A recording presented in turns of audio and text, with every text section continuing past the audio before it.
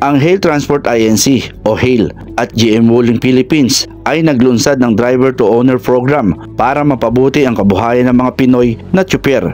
Ang programa ay isang all-Filipino initiative bilang suporta sa mga pagsisikap ng Department of Transportation sa modernization at layunin ng pagpapabuti ng karanasan sa commuter.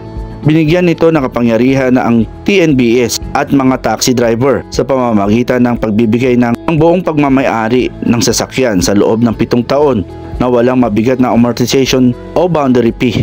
Ang programa ay ganap na sumusunod sa mga alituntunin ng Transport Network Vehicle Service o TNVS ng LTFRB at mga inisyatiba sa pampublikong sasakyan. Hindi ho tayo magpapatakbo hanggat wala ho yung PA, wala po yung mga documents na kailangan from LTFRB or ano. Definitely, before namin i-launch ito, nakahanda na po lahat ng mga documents. Yes, opo. Meron na po tayong before we launch the program, meron na ho tayong nabigyan na ho tayo ng go signal. At definitely hindi ho tayo magpapatakbo ng vehicles nang wala ho tayong kasapatang mga documents or papeles galing sa mga government agencies. Ganap na sumusunod ang partnership ng Hail at Wuling sa Transport Modernization Program ng gobyerno at magpapakalat ng 2,000 Hail and Wuling EV na may paunang 5,000 unit. Sinabi ni Engineer Enrico Tamayo, Hail President, na ang kumpanya ay 100% Filipino-owned at magbibigay ng mga pagsasanay at seminar para sa mga driver at pasahero.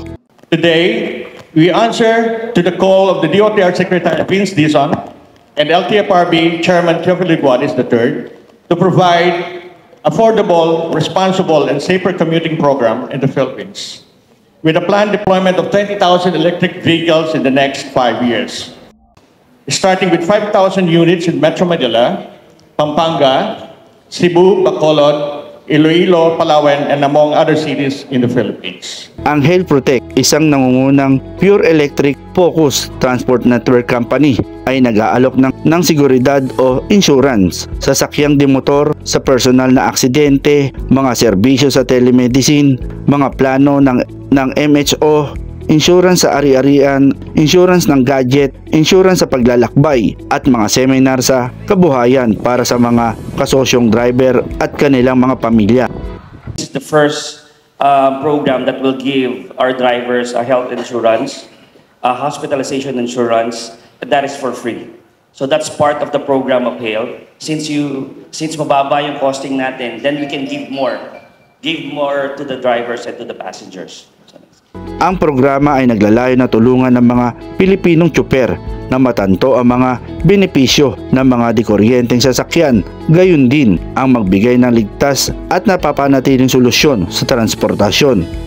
It's like a peso per kilometer, and I've always said some people kasi are scared to buy a new car. Of course, it's a new investment, malaki talaga, but once you factor in yung nagagastos mo sa gasoline, actually pangbayad mo na yan ng amortization ng isang electric vehicle. You can see the hood ng ating mga vehicles, konti lang ang parts compared to a normal engine vehicle. And because of that, mas less ang headaches natin sa maintenance. Wala na tayong change oil.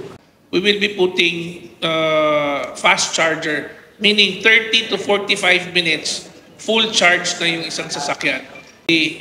Tsaka hindi mabigat para sa kanila, like what I've said a while ago, yung 1.7 inclusive na ho yun. Inclusive na doon yung inyong monthly amortization, inclusive na inyong charging fee, admin fee, everything, lahat po ng fee. Ando doon na po lahat. Wala daw. Ako, si Buboy Patriarca, nagbabalita.